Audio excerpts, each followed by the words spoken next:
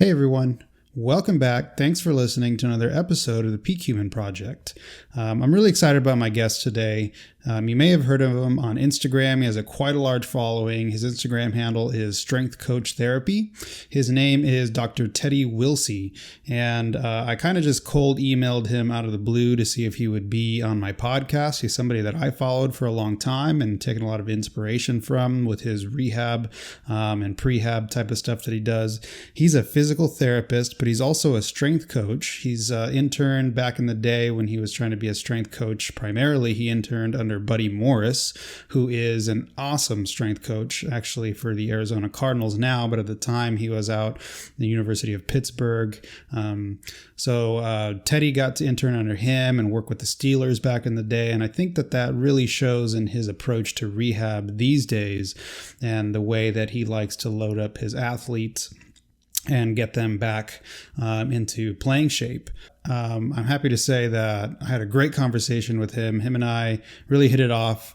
I feel like we made good friends along the way in this podcast. We talked about a bunch of stuff that I'm really interested in and really excited about, and I know you guys will be too. So go ahead and give this a listen. Let me know what you think, and welcome my guest, Dr. Teddy Willsey.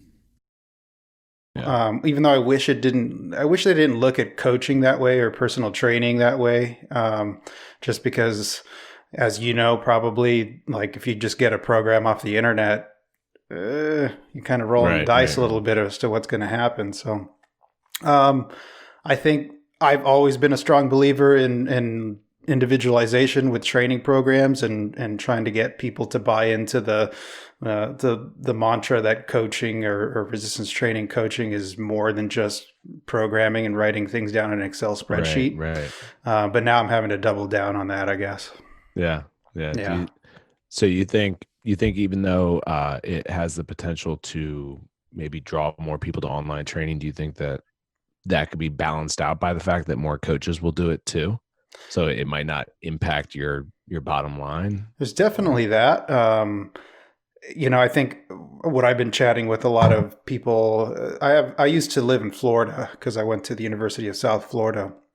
And right, I saw that. I have a lot of friends that still are out there. And my degree program was kind of split. Some people that were in my degree wanted to be personal trainers, own a gym, something like that. And some of us wanted to do maybe online training, and some of us wanted to maybe go on to academia or something like that. Yeah.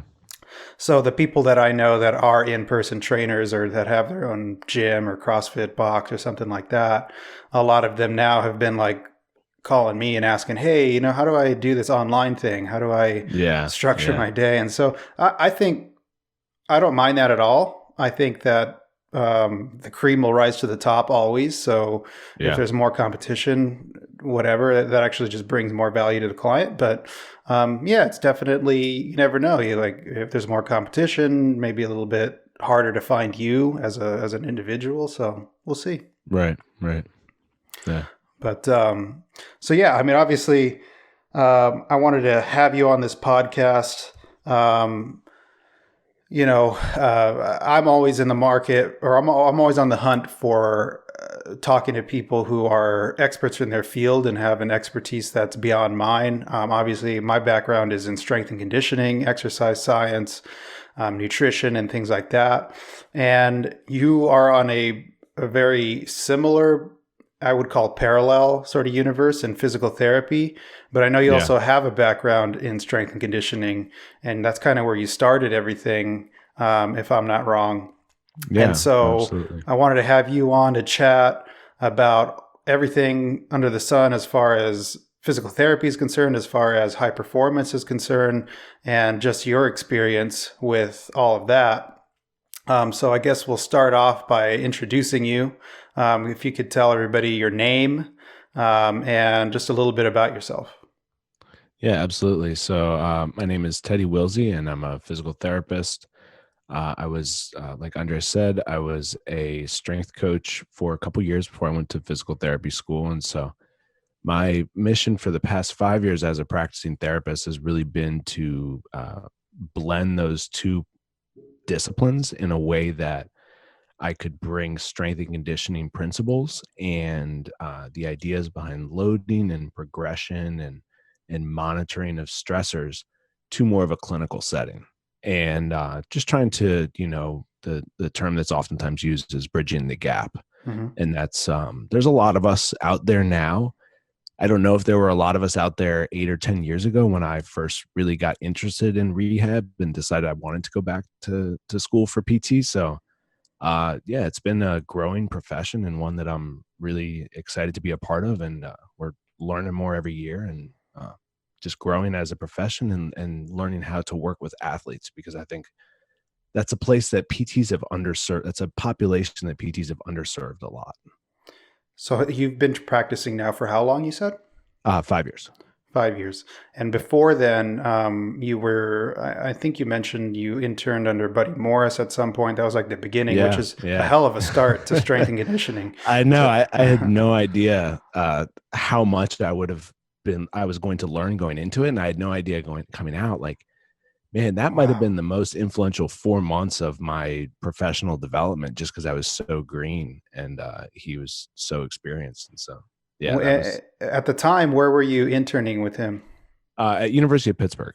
Okay. So I went to Pitt and I was an extra science major, and our final semester of our program is a full-time internship.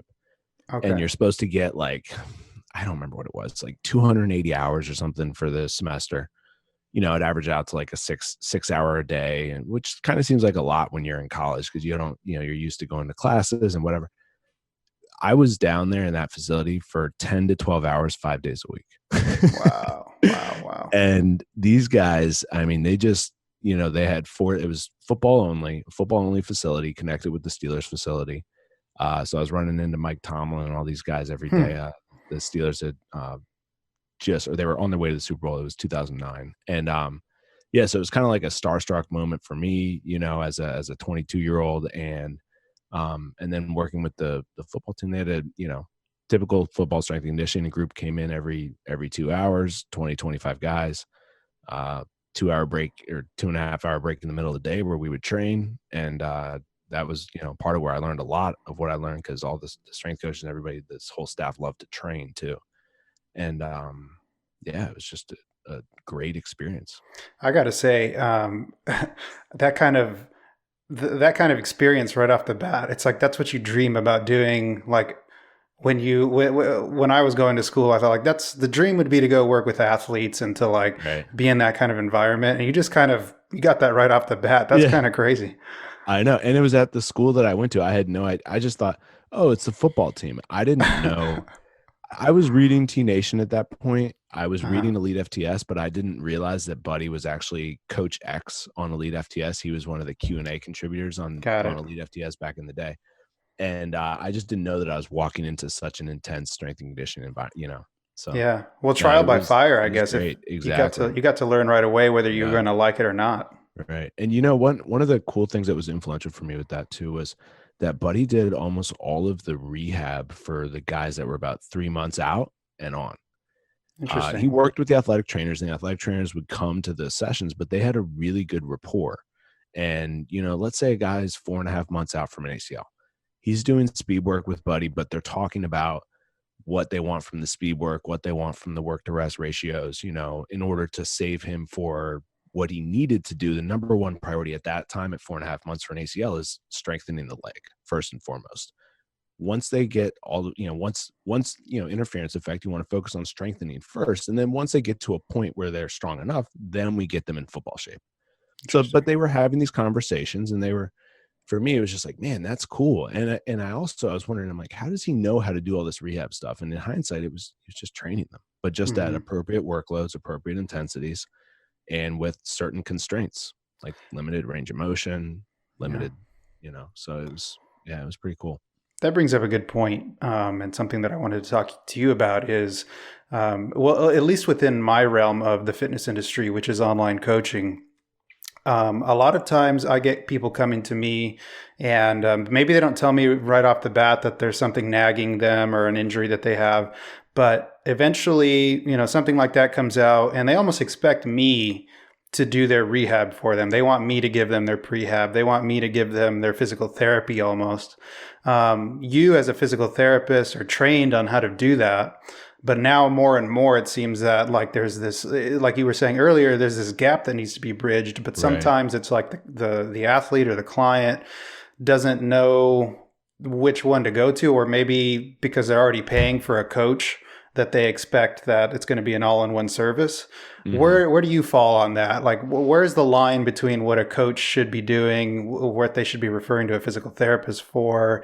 Does it frustrate you that some coaches try to take that that responsibility Yeah, when maybe yeah, they yeah. shouldn't? Where are you on all that? I first of all, I think that the in the context of this conversation, it has to be you have to already assume the coach is a good coach and they know what they're doing and they're managing things appropriately and they're not just, grab bagging the exercises on a week to week basis. There are a lot of coaches that still do Hmm. that to a certain extent. Yeah. But if we are already assuming that they are managing loads correctly, they're helping them progress or working through movement progressions, um, where they should draw the line is when they have to start guessing. Hmm. That's Because great. as clinicians, we guess all the time, but we call it our clinical judgment. Right. And we're building that judgment through working with a lot of the same cases. So even though you are a very capable strength coach and you can absolutely help somebody with their knee, and you can probably throw some TKEs and, maybe beef up their hips a little bit, maybe even do a test and look at their hip strength side to side, make sure their ankle mobility's in check. I think all of those are appropriate conversations for coaches to have. Once you get past that and this person's still not responding, and then you start to guess and you start to Google and you start to look at old Kelly Starrett videos and you pull out voodoo floss bands and, Yeah. and the client asks you, what's the voodoo floss band doing? And you realize that you don't really know what it's doing, because I don't know what it's doing. I could give you a fancy explanation and use Sure. lots of long words, but once you start to guess, that's the time where you toss them to somebody who's seen that 100 times Yep. because their guessing's better than yours. And Yep. it's just, we don't know everything, not by a long shot. PTs Sure. get things wrong all the time, but we hopefully have a better shot of hitting the target because we've been there before, Yeah. because I see people for pain a lot of times for 4 or 5 visits and they're gone.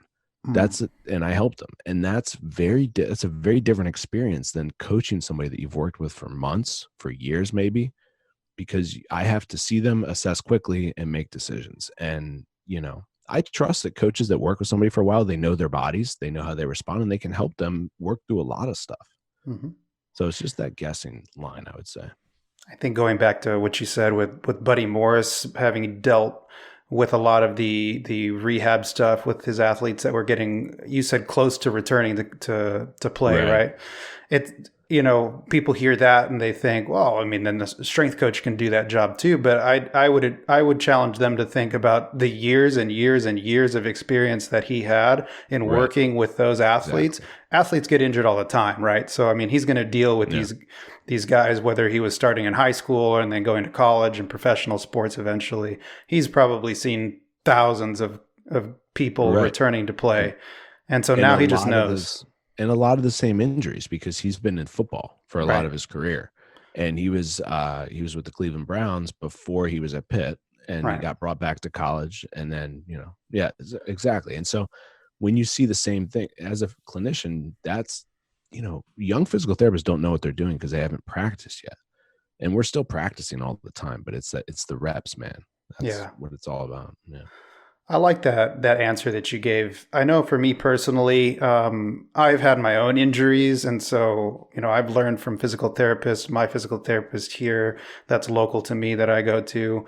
I try to learn as much as I can. So when there's a guy that comes to me or a gal that comes to me who has a very common, like nagging little injury that I think, hey, I've seen that in myself, or I've seen that in my athletes before. Let's try this, and sometimes it works. But as soon as it gets to a point where it's like, oh, that didn't work, that's not in my Right. wheelhouse anymore. And Right. so Right. then I try to find them a resource, maybe someone like yourself, or I think a lot of physical therapists do telemedicine now, where I say, Mhm. hey, I'm doing you a disservice to try and go outside of my scope on this one.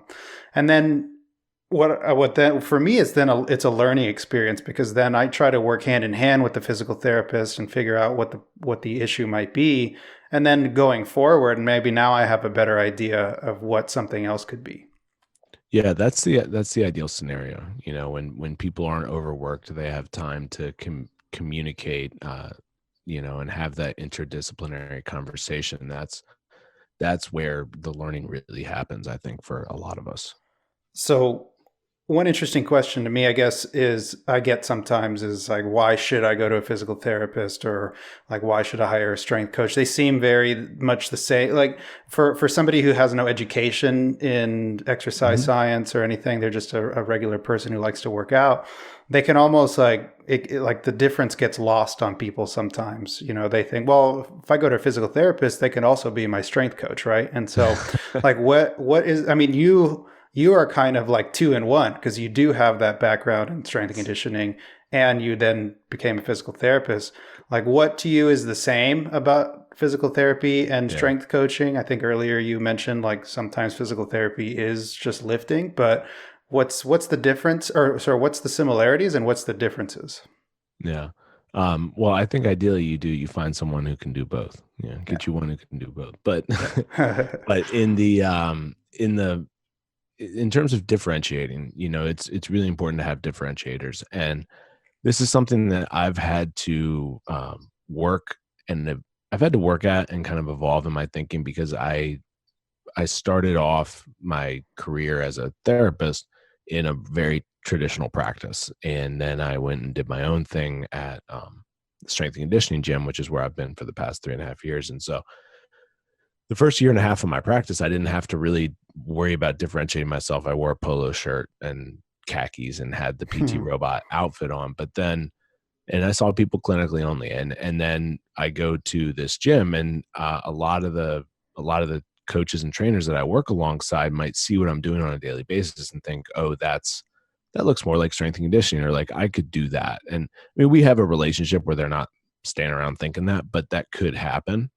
And I think that what they've grown, and so for me, it was important to be able to show them why they should recommend their clients come see me potentially if they need to, and how we can work together. And so where I where I draw the line, and I think this is important from a business standpoint for physical therapy, where I draw the line is that if we're not making changes week to week and the person doesn't have an active injury process, so they're not recovering from a surgery, they're just in pain or not anymore really. If we're not making changes and they're still managing something and it's slowly improving, I'm fine with discharging them or having them work with their coach more.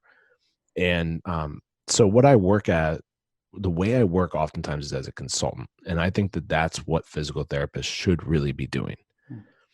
I think it works really well in a model where they work with coaches, because they can help to put together the plan, do the assessment part of it, and then the coaches can work that and talk to the coaches about, okay, these are the things we want to cross out right now because they're potential aggravating factors. Like, hey, they're having a shoulder extension sensitivity.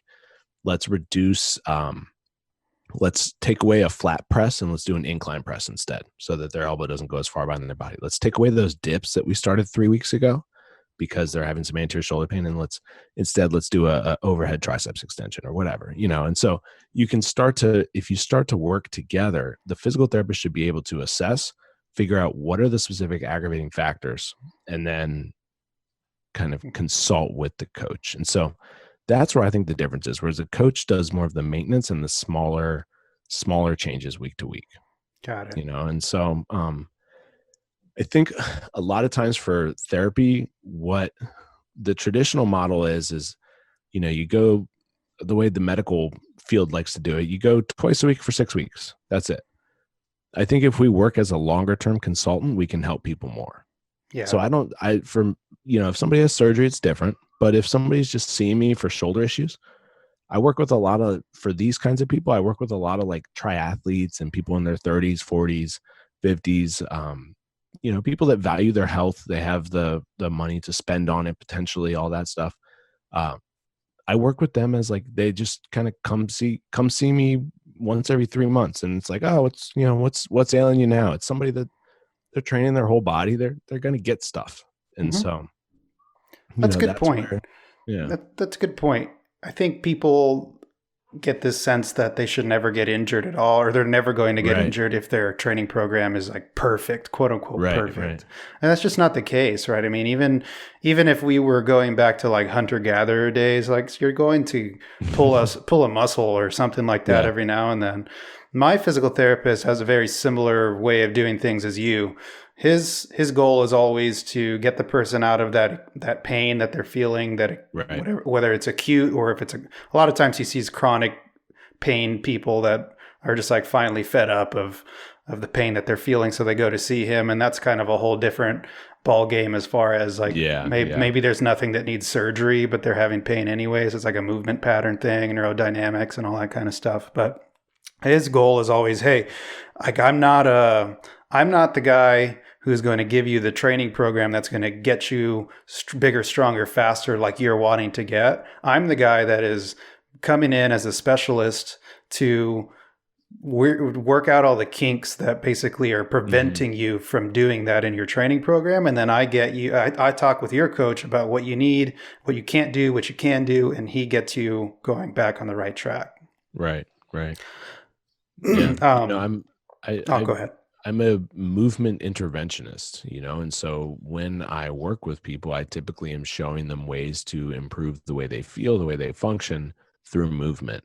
And it's because of what it is, you got to continue, you got to stick with it. And so the people that I tend to work best with are the types that value that, and on the other end of it, there are a lot of physical therapists who do, I do dry needling sometimes. I do some of that. I've never done cupping. I don't see a big efficacy there.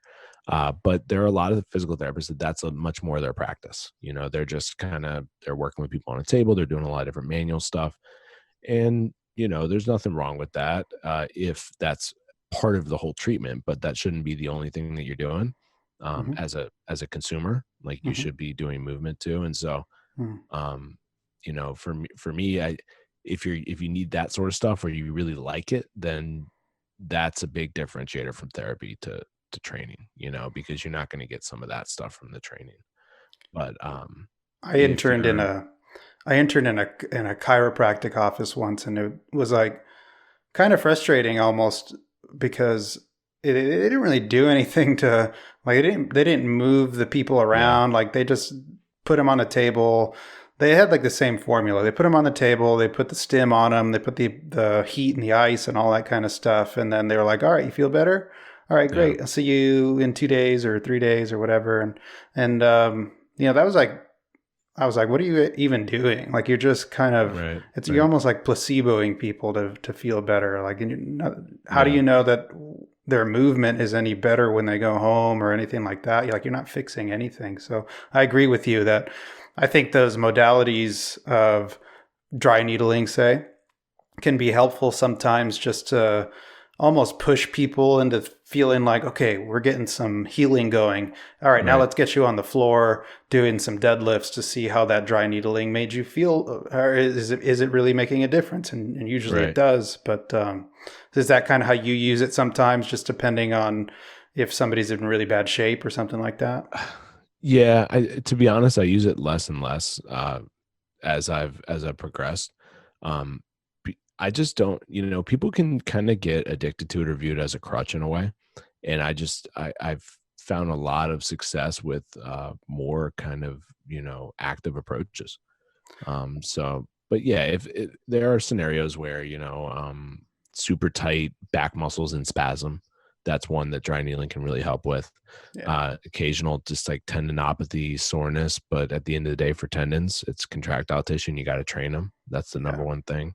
yeah, So every time I used to use it more for muscle pulls than I do, hamstrings, I don't know. It's kind of an interesting career progression and evolution. And, when you're in this field, you have to be able to grow and, take new information and change your opinions over time based on what the research is telling you.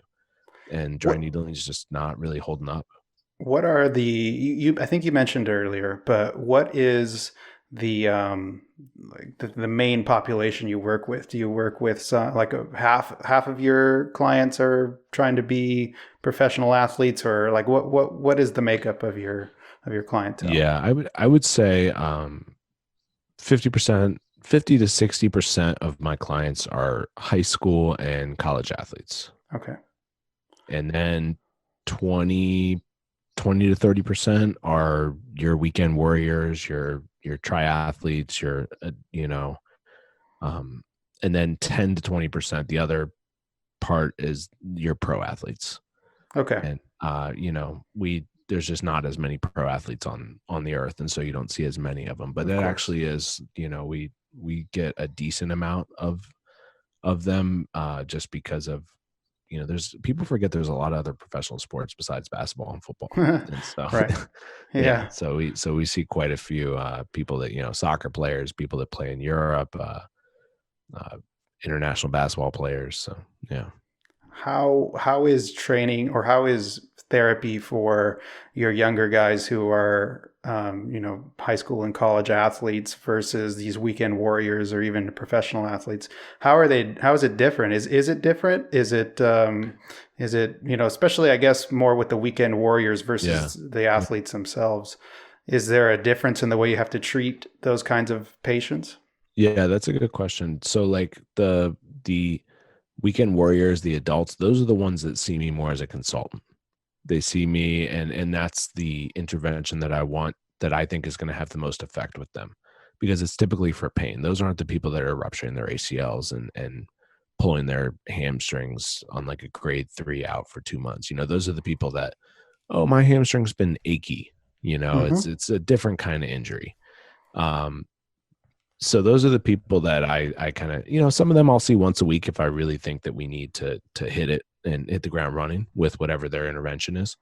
But more often, I was joking around with my wife the other day. I was like, I said, I'm never going to be a good, physical therapy business owner, because I always tell my patients that they're fine and I don't need to see them for a couple weeks. Yeah, And she was like, well, I think it's worked so far, because I've grown the practice and have two therapists working for me or working with me. that's And so, awesome. Congrats. um, yeah, thank you.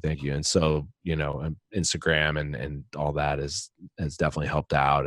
And I teamed up with some strength coaches in this area that spent a long time building a really good reputation for themselves too, locally. And so, we've been able to thrive together. But for a lot of those weekend warriors, it's the consultant. For the younger athletes, it's the twice a week. And if they're in pain, it's more consultant based. Whereas if they have a acute injury that they need to see me, we're seeing them more often. And those are the people that it looks much more like a strength and conditioning session. Because once I get rolling with them and we have our plan, we're not assessing. And I mean, you're always assessing when you're working with people, but we're not like shifting every session. We're doing a lot of the same stuff. We're loading the same patterns that might be loaded for an athlete who is injury free. We're loading the lunge patterns, the hinge patterns, the squat pattern, the push, the pull. So it's a lot of the same stuff, but like I said earlier, just with the different parameters and a little more careful attention to movement. When you're working with those guys, the athletes that you're seeing a little bit more Mhm. often, um, how do you manage? So this is one thing that I'm very interested in is load management, fatigue management, knowing, when to push people a little bit more versus pulling back a little bit more, depending on what they're doing in their training, or especially for these guys, it would be managing their playing schedule and practice schedule and things like that. Do you keep track of any of that kind of stuff? If so, how do you manage that kind of stuff within your practice now, since you are seeing them a little bit more often? Yeah, yeah. So from a situational standpoint, I deal with this more with high school athletes. Reason being, college athletes I'm typically seeing during the summer, and they are not at their school. So there's not a lot of other stressors to really worry about. Whereas the high school athletes, they're on multiple teams, usually in different seasons, typically in the same sport, typically extremely specialized, especially in this area. And um, they have a lot of different things pulling at them. They have immature brains. They think that their recruiters and college and all that is the most important thing in their life, and then their parents, they have their own opinions too. And so with them, and in terms of like, I have some kids that like their parents will still want them to train when I don't want them to, like Dude, they're just, dude, there are it's some terrible. intense. Yeah. Yeah. And so with them, the thing that I try to do is empower them and teach them and get them to start tracking and logging what they're doing. Sometimes I'll even like open up like a spreadsheet of my training. I'll say, look, this is what I do. And I'm like, look, I don't expect you to do this. So you don't need to write down everything you do. Yeah. But I want you to make a calendar. And, I'll have them, I'll give you an exact example of a girl I was working with coming off a ACL last year. I had her make a calendar, and every single day she wrote down the activities that she did that were movement based. And then she wrote down a 1, 2, or 3 for how she felt at the end of each day. And then we talked about, so we had it broken down where she was doing 3 strength sessions a week, 3 soccer skill specific sessions a week, 2 conditioning sessions a week. And then, and it was changing over time. Like it started with more strength, kind of like I was talking about earlier. It started with, earlier in the ACL process, started with more strength, less conditioning, more, first you build out the conditioning, then you kind of pull that back, get them into soccer skills. Once they can start changing direction, making those decisions, then you build it. So I would, I'd be like, look, we have now, and I would really kind of involve her in the process. This worked really well for her because she had a nasty injury. Her knee hyperextended to 90 degrees. Oh, she almost dislocated her knee. wow. Yeah. That's crazy. She plays attack, and she got slid. She basically got her legs caught up with the defender, and yeah. And what happened structurally? she had what's called the posterolateral corner injury, Okay. where you tear the posterolateral corner of your joint capsule of your knee, and then you tear typically your LCL, your ACL, ouch, and your lateral meniscus. And after those injuries, you're usually in an immobilizer brace for 6 weeks so that the joint capsule can rebuild and scar.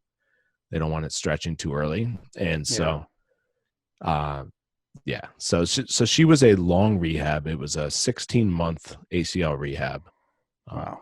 I don't know if you saw there was a documentary of Alex Smith, the Redskins quarterback that had that really nasty leg injury last year. I didn't see the documentary, but I'm familiar with the injury. So Alex Smith's surgeon is like one of the best known orthos in the area, and this girl went to her. Like she's like a boss. So she's like she does all the hard cases. Yeah, exactly. Yeah. Exactly. And so Dr. West. And so shout out to Dr. West. And so Dr. West did a great job with her. And so she just had constant swelling and issues, and we had to, and at the end of the day, it came down to load management. And to answer your question, long answer to a short question, I empower the athlete and have them track stuff and help them to develop their internal feedback mechanism via discipline. Wow. Because, I made a joke on my Instagram story the other day. I was like weighing some of my food, and I was like, they tell you to eat intuitively, ... Like intuitively, I want a burger and fries. And so like for her, I'm like, I can't just tell this girl, yeah, it's all well and good to be like, listen to your body. But it's like, no, she has to, this is a Division I athlete who has to put together 9 different movement sessions throughout the week. Like she's going to lose track of that stuff. Yeah.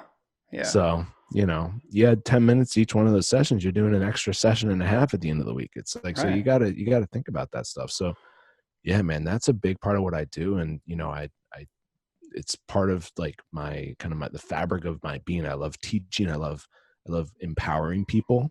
And when these athletes learn this stuff, and then they, we just stay in touch over the years, and I love working with these kids, and a lot of them, they really realize it, and they're like, man, that was really helpful. Like I'm still thinking about that stuff. Yeah, that I love that. I love what you said, because a lot of people think that you need all this crazy technology these days, the Whoop Right. strap, Right. Aura Right. ring, all this stuff to tell you whether or not you're ready to train or whatever. And what I found, and actually there's a good friend of mine, his name's Daniel Bove. He's the sports scientist for the Phoenix Suns, and he's pretty experienced by this point as far as sports science is concerned. And one thing that he always tells me is it's like the simple things are sometimes just the most effective things. Yeah.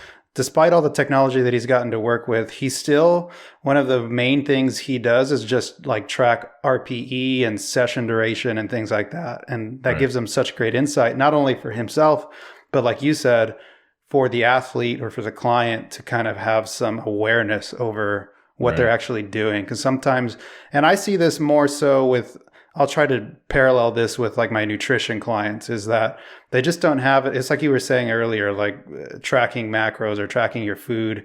They don't have an awareness of what they're actually doing every day. They don't Right. realize that they took 10 trips to the refrigerator to get a quick snack, but they thought, oh, it's just a bite of this. It's no big deal.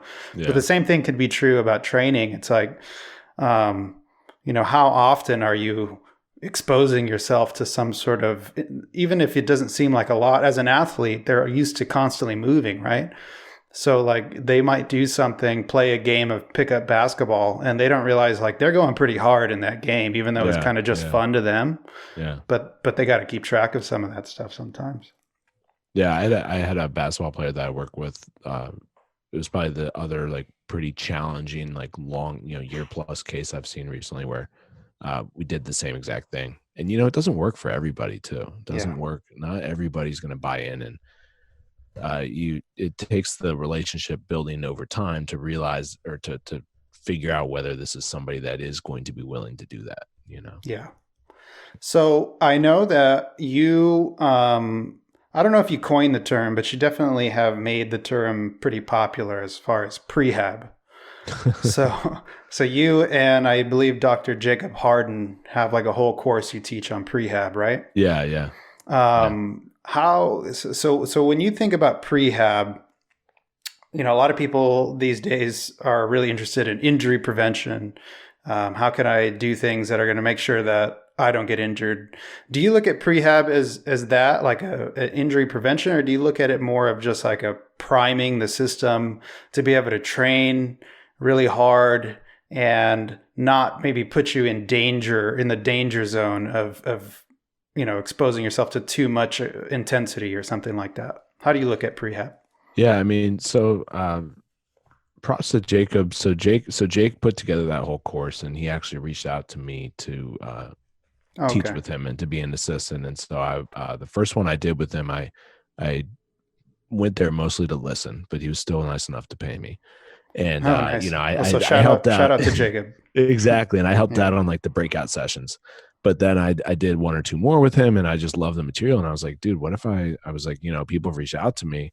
What if I just did this on my own? And we just kind of grew it a little bit. And so that's what I did. I haven't I actually have. It's been almost just over a year since I did one, but I did like, I don't know, we did like 8 or 9 of them. So it was, yeah, it was a good little run. And I know he still wants to do them, but obviously with the situation right now, there's no Right. traveling and teaching. Sure. But yeah, one of the, Jake and I connected a couple years before we ever did this, and I knew his thought processes and everything, and I knew he's one of the smartest guys in the industry, in the rehab industry. He really is. I I had total confidence in what he was going to do, but a lot of people look at prehab as just like, let's throw in this hip mobility movement at the beginning, or let's throw in this banded clamshell or shoulder external rotation. But what he kind of used prehab as the clickbait, because what he really wants to teach people is the mindset and the idea behind managing, and like what you said, managing stressors, loads, and the idea that we can't prevent any sort of injury, but we can reduce the likelihood significantly through mindful programming, training, etc. And so that's really what I view prehab as. Prehab, I think a lot of people say that the term was initially created to describe what you do before surgery.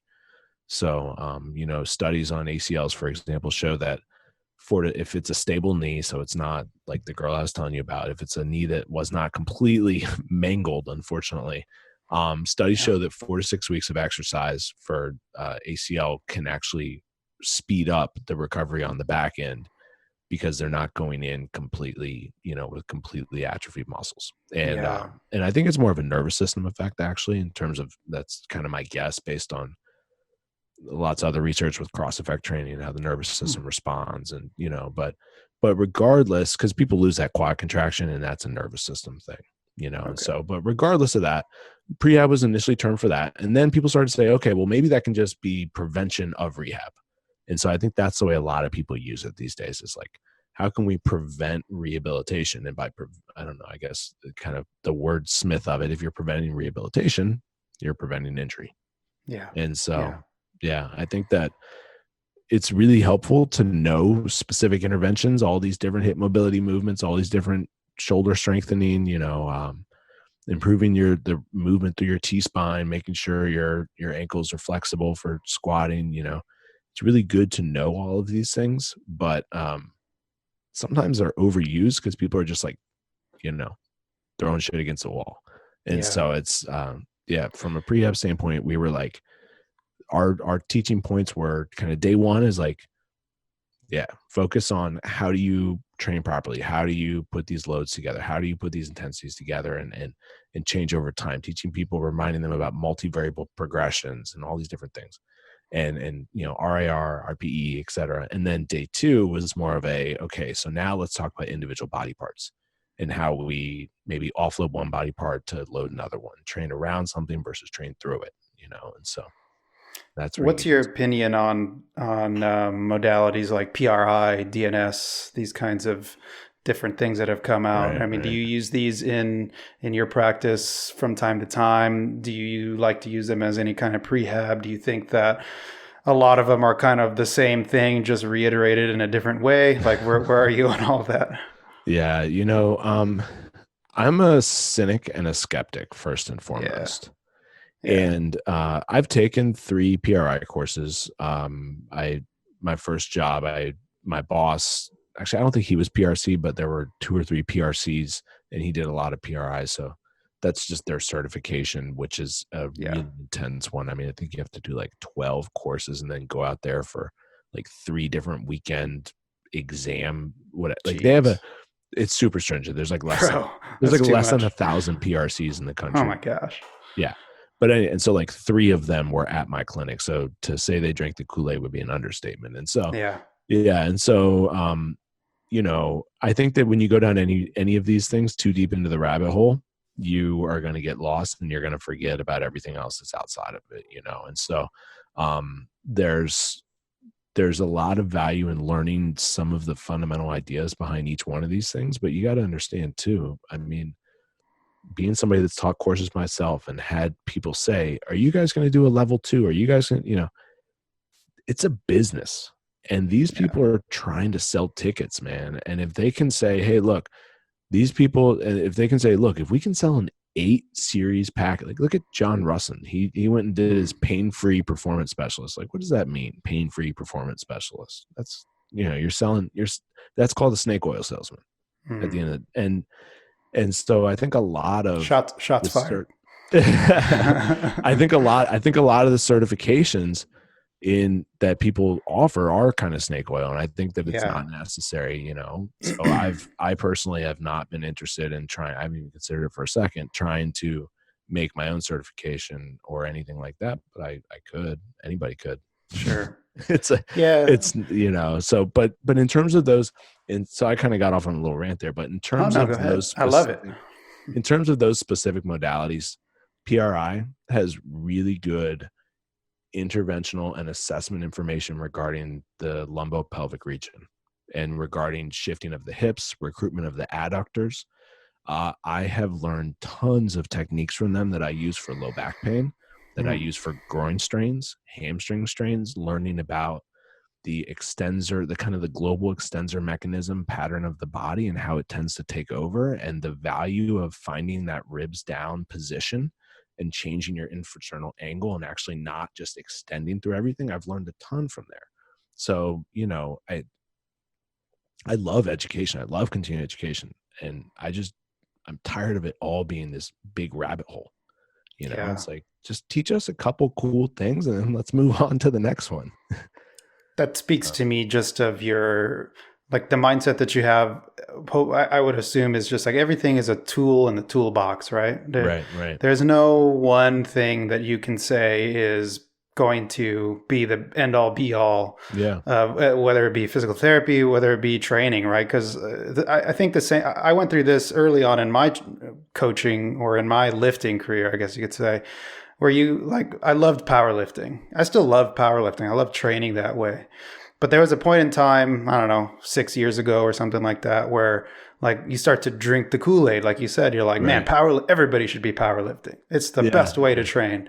And then somewhere along the way, you realize like, no, not everybody can do that. Like if you get a 7-foot basketball player, that dude shouldn't be powerlifting, right? He should be doing other things. Get this guy a safety bar and a rear foot elevated split squat exactly. And let's keep them healthy. Right.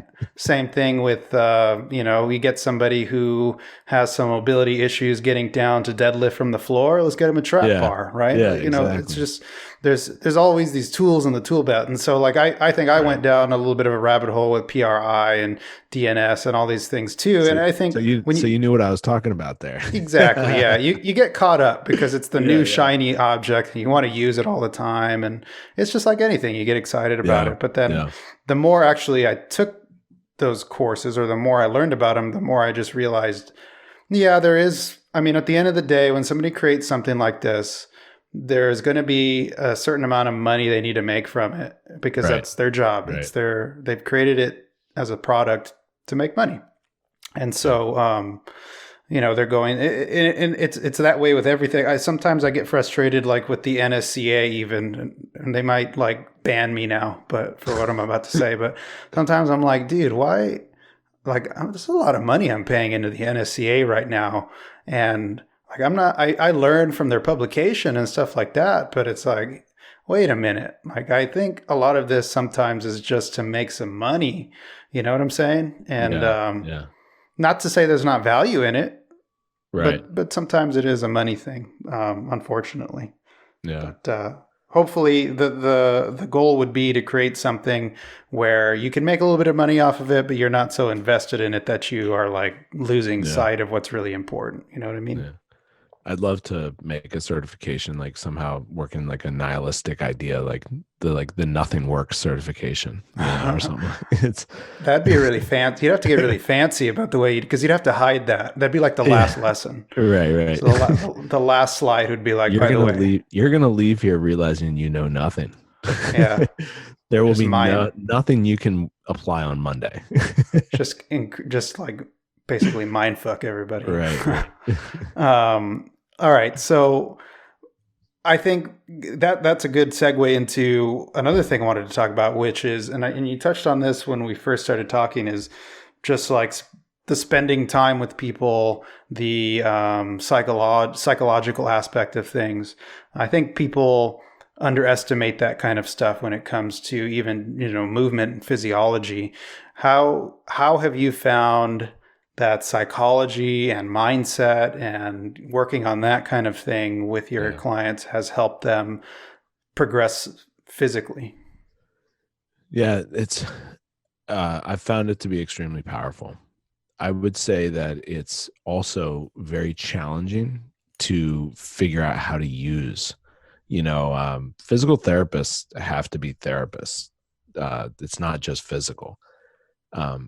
Earlier in my understanding of this, I tried to provide people with maybe like false promises about their pain and movement and tried to, are you familiar with ideas of pain science and some of what that's PT, something I wanted to talk about. Yeah. Right. So there were early in the understanding of pain science, a lot of PTs would try to explain to people that their pain could potentially not be all structural. And what that does is makes people in turn think that you're telling them they're crazy. Yeah. And so, 9 months into trying this, as a physical therapist, I was like, this isn't really working. And I worked in a clinic where I saw a lot of people with pain. It was, uh, it was physician owned, and they did like cortisone injections. And so it was physiatrists, and that was our primary population. And so it's all like probably 50% of my caseload was neck and back pain. I'm trying to tell these people, I'm trying to give them hope. I'm trying to tell them, hey, look, there might not be something structurally wrong with you. And, you're going to be able to get over this. And they're like, well, if there's nothing wrong with me, then what do I fix? Yeah. And so therein lies the problem, because the physician and the structural model will tell people there's something to fix. They'll point at a screen and they'll say, this is here, this is herniated here, and this will, And so fast forward, I don't touch that stuff at first. I try to really get to know the person and what their tolerance is going to be for uncertainty. And then that is how I decide how much uncertainty I want to introduce to them. Because uncertainty can give you a pathway forward or backwards, depending on your psychological makeup, your coping strategies, and how you're ready to handle it. And so, perfect example, gym owners right now in this environment of COVID, are they trying to think about how to improve their gym when they come back? Are they trying to think about, oh, maybe now's the time to make some physical remodels inside my gym, if I can afford it? Or are they people who are, I don't want to say mentally weak. I don't think in terms of dichotomies like that, but are they people that are struggling a little bit more in their coping strategies, And so it's the same with patients, and it's the same with working with people. So from a psychological perspective, I really try to get to know the person that I'm working with. And then that helps me decide what type of intervention from a talking standpoint I can do with them. And, some people I might not introduce much uncertainty at all, because I never need to, because their recovery is pretty linear. Other people, I have to kind of remind them, look, we don't know that much. Like we're figuring this out together. Like, get them on board. And so, I think there's a way as a practitioner that you can remind your people that you're working with that although you don't know everything, you still know as much as you still know as much as anybody else in your field. Like there's a way that you can express humility and still show, competency. And that's really something that I try to focus on with people. If they're not having great outcomes, if they're going to fall into that psychological trap, if they're struggling with their habits, so I'm always trying to.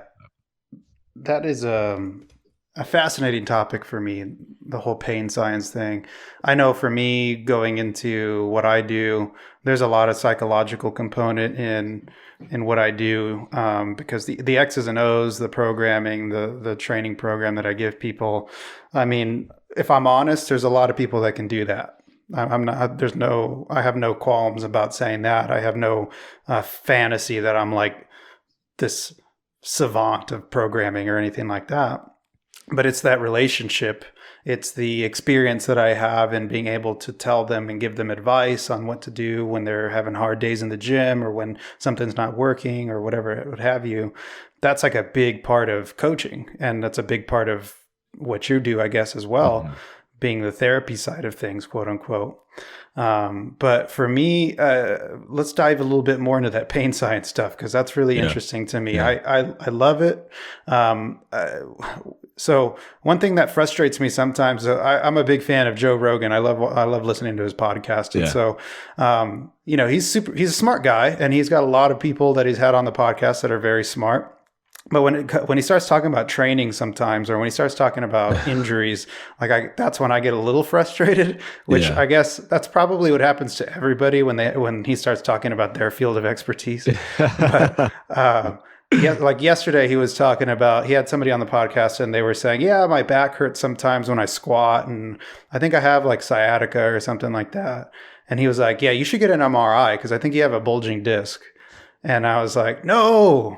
Yeah, that's not the first. That. Yeah. It's not the first step of care. Yeah. And he's, and then he starts saying, you got to use the reverse hyper and the belt squat. And I'm like, okay, that's not bad. Maybe that could be good. That's Louis Simmons right there. That's Louis, yeah. Exactly. And so, but that's an interesting thing, right? Because there are so many people who could get an MRI right now on any body part and have something show up as being Yeah. structurally Yeah. wrong, and they have no pain at all. And then on the flip side, you could MRI somebody who has intense pain in their lower back or their knee, and nothing looks wrong structurally. Right. Right. So what do you think is going on there, or what have you read, or what have you learned maybe over your Yeah. time that could be going on with that? You know, I try to remind people that MRI wasn't really used clinically until the 90s, whereas Yeah. we've had X-rays and radiographs since the 1800s. And so 1990s versus 1800s, just really reminding it's 110 plus years. And so we're still really trying to figure out how, from a scientific standpoint, how valid the data is that we're getting from MRIs. Yeah. Is it actually telling us what a pain causing structure looks like? How do we know what a pain causing structure looks like? It looks, Right. an MRI of a 70-year-old shoulder is going to show a lot more. You're going to see tears in the labrum, tears in the rotator cuff, bone spurs that you're not going to see in a 20-year-old shoulder. But that 70-year-old might might be jacked and not have any pain. Like, you just don't know. And so, yeah, there's a lot of new information coming out about this. And if you think about again, from a research standpoint, you think about what it takes to do these studies. You're telling the MRI people or whoever, like, hey, we want to do this to prove your system wrong. We want to prove the medical system wrong. And or you're telling the IRB, if you're trying to get this study through, and it's going to cost money. And we just have this hunch. And so Mm. it took a while for these to start happening. Now it's happening with sham surgeries too. There was a Mm-hmm. famous study from the VA where they did a sham surgery where they did the arthroscopic holes. They did the portals. They went in with arthroscopy, but all they did was clean people out. And then the other half got the real surgery. So sham surgery, placebo versus real, results were the same Mm. for degenerative meniscus cleanup surgeries. And so then you watch football on Sunday and they're like, oh, he got a knee cleanup and he's back in 3 weeks. And, that's a little bit different because these are high performing athletes and Mm-hmm. they're like well-oiled machines, and every little thing does matter with them. And maybe the placebo effect is what helped get them back, but whatever, that's a worthwhile investment for that team. And so, Right. but when it comes to regular folks like me and you, there are adverse events related to surgery every day, and surgery should not be taken lightly. And so when you go back to MRIs and pain science and this whole idea, it's like, we want to tell these people, hey, look, number one, if you can introduce that uncertainty, there is a way out of this, because we don't know for sure that what you're seeing on the picture is actually what's wrong with you. And number two, surgery is a really big deal, and it doesn't necessarily always help. And so, you want to wait to go down that route and try to figure this out. And at the end of the day, if you can make like lifestyle interventions with people that you would do anyways, then a lot of times you can help them a lot, significantly. And the other piece that, like, I didn't really touch on in the psychology, but you did right after I spoke about, some of the ideas behind trying to figure out individual people, is the intervention there is behavioral change at the end of and that's what we want to do. And so um behavioral change is going to be a part of any intervention that's going to help people to improve the quality of their life. And that's that is the single most important thing. And so with pain science, I definitely educate people on some of those ideas. excuse me but I try to do it in a way that I'm teaching them or expressing to them the uncertainty behind it, but still telling them, what I am certain about, that if you get stronger and you start to move better, you'll feel better. You know what I Yeah. am certain about, that I've seen a lot of other people with this before. And this isn't the way I think, because I'm thinking more research, not anecdotes, but people learn through stories. I'll tell them, Mm-hmm. I've seen somebody like this before last year and they got better in, I don't make Yeah. false promises, but it's like, that's knowing how to communicate with people is the best way to, because really Eric Mira is a physical therapist in Portland, Oregon, and I think he said that pain science is just showing that you give a shit. Mhm. Nice. That's a good way to put It's it. yeah, no, I was just about to say, and you kind of just answered the question that I had come up with in my head is how do you reconcile then, like when somebody comes in and maybe, you're kind of alluding to the fact that not all of their structural damage could be causing the pain, or that structural damage in general maybe not even causing the pain. And it's like you were saying earlier, they might start to think that they're crazy, like you're saying that they're right, crazy for being in pain.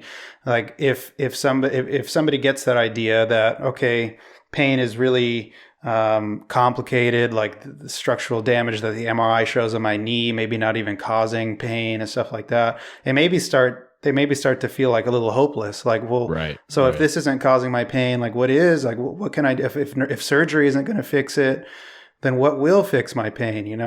right. And so I think that that's really important what you brought up about, and it's like you said, we as practitioners or as coaches or whatever, we are used to looking at things analytically through research and hard facts and science and data, but that's not how our clients look at things. They look at things emotionally, anecdotally, and things like Yeah, that. And so rather than saying, well, research shows this, and this, to say something like, you know what, I saw a person just like you last year. They came in, we worked together, they got better, so that gives them hope, because now yeah, they're like, oh wow, so what this guy is doing has worked for other people, and I'm not like this weird anomaly that he's never seen before. Like I'm normal, right? right, right. So those are Yeah, sort of maybe some I like to call them Jedi mind tricks, just yeah. like little That was things. that was what you had written on the doc that we Yeah, were looking at from yeah, to prep for this, and yeah, I yeah, love that. Then that's that. My Jedi mind trick is just showing people, like reassuring people that they're in good hands, and I know what I'm doing.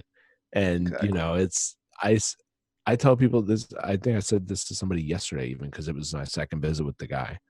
Um, I was like, just to let you know, I'm going to be kind of on and off my computer. I've got like a little cart that I carry around the gym and the clinic, and I'll leave it in one place. It's not next to me the whole time, but I'm tracking what we're doing. And I tell them, I tell them from the beginning, I'm like, I want you to let me know how you feel, remember how you felt, and we're going to look at what we did, and that's going to give us a good idea of where we can push up or pull back a little bit.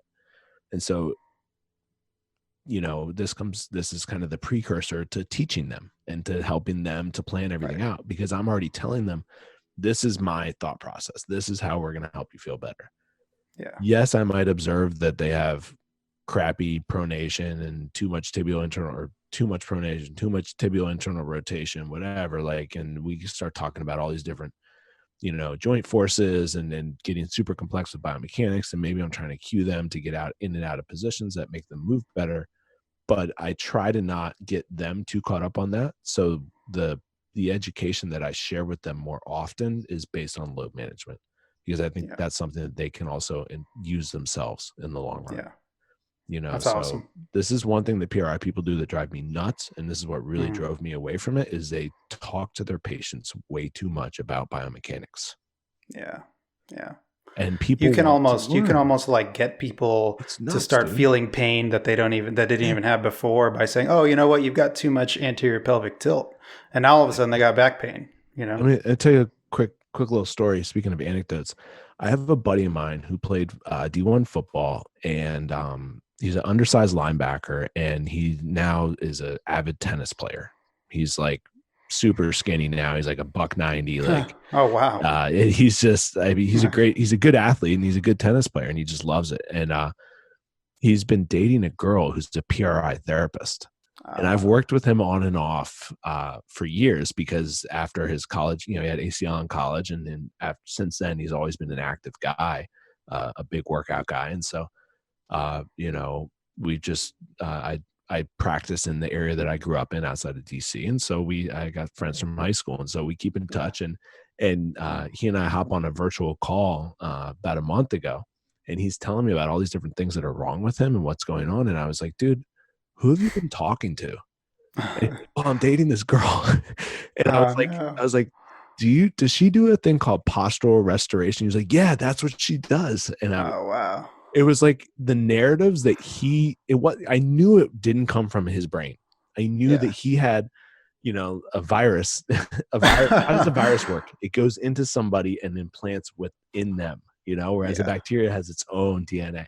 And so Yeah. like he implants, he had this PRI RNA implant inside of him and take him over. And now he thinks he has all these things wrong with Oh him. my And God. he's like, dude, I've been standing like this for years. And he said something about something he's been doing for years with his posture. And I was like, where'd you go there? Looks like lost you for a second there. Oh, Sorry. yeah, yeah. I don't know if that Oh, was it's all me or good. you. It doesn't matter. Yeah. It's probably me actually. Sometimes they've been working on. I'm at my house, obviously. They've been working on this house next door, and every now and then they'll do something, and it like knocks my internet connection off for like three Oh, man. seconds. So, anyways, keep going with what you were saying. Sorry about Yeah. that. Uh, so he got infected by the PRI virus, and Yeah. he had all these narratives that he was trying to fix on himself, and he also was led to believe. And I think that a lot of these people are well intentioned, but they don't realize maybe the harm that they're doing. And yes, it's a Hmm. little hyperbole. Like they're still these, I'm not going to say that they're like the worst people in the world, but it's frustrating because I feel like they set their patients back. Uh, you Yeah, know, sometimes you can like overanalyze and overpoint yeah, things out, right? I mean, yeah, and that's something I was about to ask is sometimes I'm sure you have people come in and you assess them and you notice some things that are maybe not 100% optimal about their movement, right. but I'm sure that you don't go around telling them, "Hey, I noticed you have this, and this. That's all wrong." Yeah, Because like I think ultimately, and correct me if I'm wrong, but ultimately it only matters if it's causing an issue or if it's right, like causing a performance decrement, right? right, Other than right. that, it's like you got to toe that line of, I guess if you had something really egregious where you're like, man, I gotta fix that or else he's gonna snap his knee or something like that. But Right. yeah, I agree with you. And that's funny that you refer to PRI as like a virus. So PRI is like the COVID Yeah, of exactly. trading and all that kind of stuff in a way. Once people get Um, infected, it influences everything they do. yeah, that's crazy. Um, so last thing I want to talk about, I don't want to take too much of your time, but you are, I mean, I'm fascinated with high performers, and in my estimation, you're a high performer with everything that you do. You're a physical therapist that owns his own practice, so you have people underneath you, so you have employees. You kill it on social media, and so that in of itself is like a full time job that I'm learning that it's like a full time job. So props to you for that. Depends on how Um, many DMs you respond to. Oh my gosh, right? Yeah, I can't even imagine at where I'm at versus where you're at. I don't even know where what like that thing must never get It's empty for it's you. a dark hole. Yeah. Yeah. But I wanted to know from It's a lot of you. with a lot of great people inside of it, to be honest. Sure, sure. Yeah. I wanted to know from you, what is it that drives you to be good at so many different things? Because those are a lot of different hats to wear, whether it be what you're doing with social media or YouTube or anything like that, whether it be working with your clients and your patients, whether it be owning the clinic, being the boss, helping out your fellow employees and things like that. Whether it be Hmm. teaching the courses with Dr. Jacob Harden and doing the prehab stuff. What drives you? Is it your passion for all of this stuff? Is it just a work ethic that you've had instilled in you from your dad or something like that? Like what drives you in those areas? Man, the simple answer is that I'm just really passionate about movement and exercise, and Yeah, I think that's the fundamental building block that this has all come from. But yeah. thank you very much, by the way. That was very complimentary, and I Just appreciate it. speaking the truth. I'm humbled, man. But Yeah, you know, I I've been. This is why I'm passionate about behavioral change too, because I know that most people aren't going to feel the way I do about exercise and movement, and so I'm trying to get them to come halfway. Because I know that for me, I don't know, man. I have this innate love for exercise. I've just always been into it. I've been fascinated about it since I was a little kid, and, using some dumbbells that my parents had laying around the house, and picking up like a strength training book in middle school, and so I've always loved that. And then in terms of the work, it's I listened for a lot of years before I started to put stuff out. And I think that was a really important part of my personal growth, because I took kind of a long path. I didn't finish graduate school until I was 29. Wow. I didn't start posting online until I was 31. I wrote a blog on Brett Contreras' website back in like 2009. And I interned with a guy named Nick Tuminello, who was a Oh, big T okay. Nation writer, and Yeah. in the area after I worked with Buddy Morris. And so I had a lot of, and Nick was who connected me with Brett, which is how I got, so I've been involved in the fitness industry for, I don't know, 13, 14 years now. But I just decided I was a passive listener for a long time and just consuming. And I think that a lot of people these days are really concerned about building their brand, and they sell themselves short with their self-development by Mm. starting to put out before they're done taking in. And not that you're done taking in by a long shot. I still listen to podcasts and stuff all the time, and try to self-educate and read. And, I write at least an article a month, and all this stuff. And so uh, for me, it was listening first. But, in terms of habits and things that I've done from an entrepreneurial standpoint, and this is really hard. It's always a growth process, but I try to only do things that I can go all in on. And so from a business standpoint, what if we did this and we also did that and this? Some people would like that. Yeah. But it's like, what if you just focus on doing one or two things really, really well? Yeah. Don't you think there's enough people out there that you can find?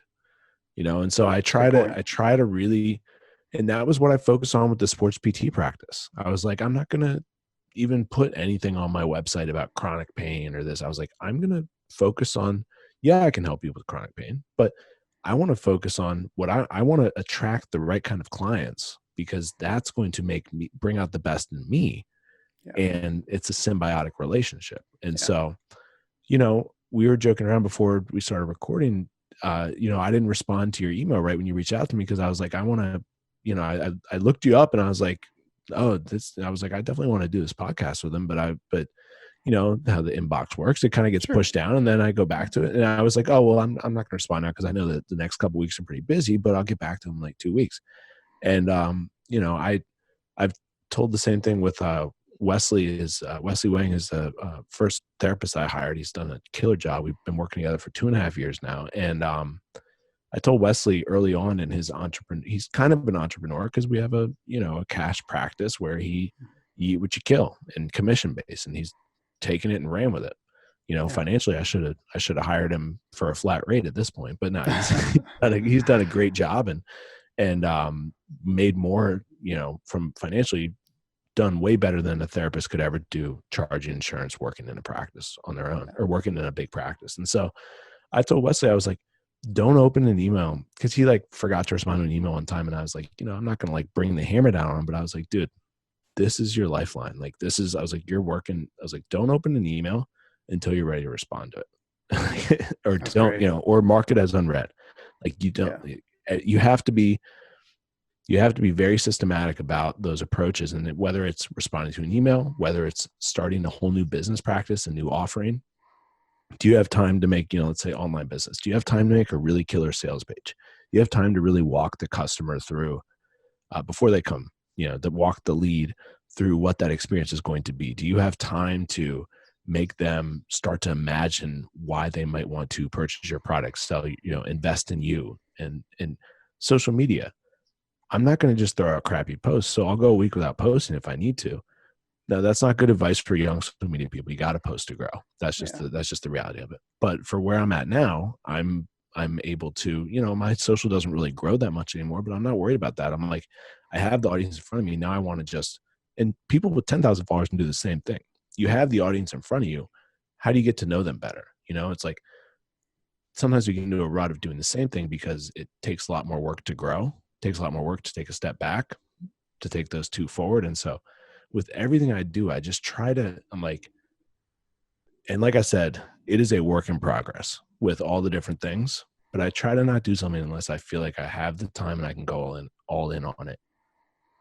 Because That's great otherwise, man, advice. you get like overwhelmed mentally. It's challenging, I've and fallen into that trap a few dude, times, and it's yeah, absolutely, yeah, that's really good advice. I know personally, like I just said, I've made the mistake of trying to do too many things at once, or I think there's value, like you said, in figuring out what you are good at and what you can specialize in right now. And if you want to expand one day, that's great. You can do yeah, that. You can always, like you said, you decided I'm going to do sports specific PT, athletic performance specific PT. Not that you can't work with chronic pain patients or older populations or weekend warriors or whatever, but you picked a lane and yeah, you stuck to that lane until it worked for you. And then once that was rolling, you had the momentum, then you yeah, could decide, okay, maybe now I want to open up a sector of my business that focuses on this side of things. right, And right. as a It's one I at a agree. time. I agree with you in the whole. I think youth or being young makes you feel like you're running out of time for some reason. Like I've fallen into this trap where, like I'm 29 now, but like say in my mid 20s to now, I've fallen into this trap where I'm like, oh, I gotta be done with this by the time I'm 30. I gotta have this business running at this, Yeah, yeah, peak performance by the time I'm 30. And it's like those are all made up things in my head that I've created these constraints for myself that don't yeah, exist. yeah, And I think that that had caused me to make decisions to do too many things at once, because you're like trying to cast this net to catch anything you can, right, because you're right. you're just trying to succeed, but really that's like the opposite of what you want to be doing. And we all get caught up on that, I mean, that's what therapy is, like psychotherapy for people, is trying to help them to improve their coping mechanisms and remind them of what they, you know, rationally know during their irrational times. We Right. all get caught up in that. But yeah, the more that you can develop those processes, another process that I think has helped me a lot with the different projects and kind of being like a little ADHD with stuff is like blocking out time and scheduling my time. I'm sure that you're familiar with this from your career and Yep. working, online, and Yeah. doing more things digitally. You have the opportunity to get sidetracked, and Yep. it's like I went through a period of time where I was frustrated with myself because I wasn't making enough content. And I realized that I wasn't planning the time to make the content. And it's Yeah. like, what the hell were you thinking, Teddy? It's like, Yeah. it's like, so you can't expect yourself to do more than you're capable of, Right. just because you're awake for 16 hours a day doesn't mean you can work for 16 hours a day either. No, not at all. And so, blocking time to, it just depends on how robotic you want to be with your stuff. And I don't say robotic in a negative way. I just say it in like a disciplined way. But like, if you plan times to, take time off, I think that's also really important Yeah. as when you're a high performer, because you're Yeah. making, man, this COVID stuff, I've made more hard decisions in the past 2 months than like I feel like I made in the past couple years. How I mean, so? it was decisions about, we're taking everybody's temperature at the door. Everybody's wearing masks. Hmm. Trainers can't work out while patients are in the door. Got it. You know, pe- like decisions about telling people when they are allowed to make money and not, and stuff like that. It's been It's really tough. hard. It's That's been tough. really hard. And, you know, um, when you have that type of psychological emotional stress from making those decisions, sometimes you have to take time. You need downtime too. You can't turn around and then write your best article like Yeah. No. after a really tough conversation, and so yeah, There's it's yeah, we wish we were just like machines and we could just right, like switch right, tasks and right. just be like, boom, I'm in my writing mode, and all the stuff I just dealt with in my last meeting doesn't Yeah, exist anymore. But that's just not yeah, how we work, right? right, right. I agree with you that I had a conversation with a friend of mine who's trying to get into the online space as well, and they were asking me, how do you stay productive? How do you and I'm like, I'm having this conversation with them, and I'm like, I don't even know if I figured this out. So, I kept saying, At least like, I look like I did. yeah, I kept saying in the conversation, like, hopefully this is helpful. Like, I don't even know if this works for me, Yeah. But essentially, they had all of the right ideas, but they were missing the whole point of scheduling their time out. Like Right. they were just trying to move from one thing to the next and not really like, oh, I guess I'll do this now. Maybe I'll work on a post now. Maybe I'll do some client work now. And I told them the one thing that's worked best for me is just saying, okay, every day between this time and this time, that's my client work time. And then every day between, or Monday, Wednesday, Friday, between this time and this time, that's when I create content for social Right. media. And Right. because if you don't get into that habit of doing that, you essentially are like your brain will pick the path of least resistance, right? So if like, unless you really love making social media content, like if you don't schedule that stuff out, then your Right. brain will just find a way to Right. not do it, right? Yeah. So it'll just be like, oh, I'll just do some mobility stuff because that's what you like to do, right? Right. Absolutely. That's awesome. Well, I won't take any more of your time. This was a really good podcast for me. I learned a lot from you, and I hope you had a good time with the podcast as well. It's I been a want to great give you conversation. Yeah.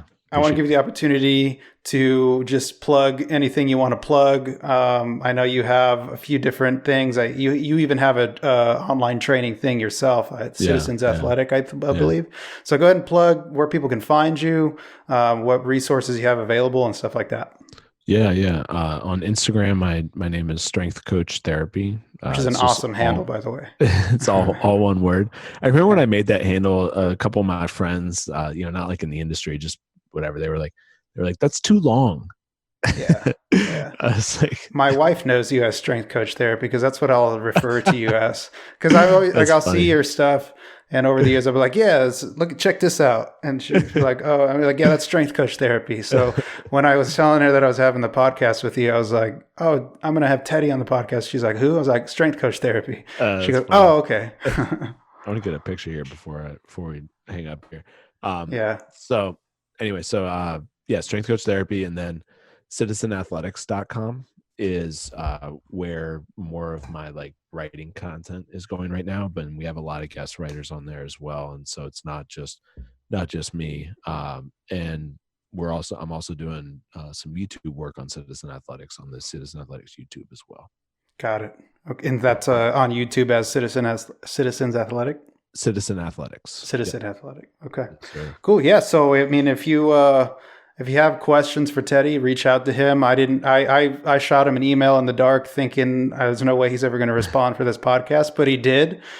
He might take a little while because, like he said, he only responds to emails when he's sure he can commit to that time. But yeah, I'm sure you do your best to answer all the DMs and everything like that too. So Yeah. check Teddy out if you haven't already. And we'll catch you guys next time. Thanks for having me.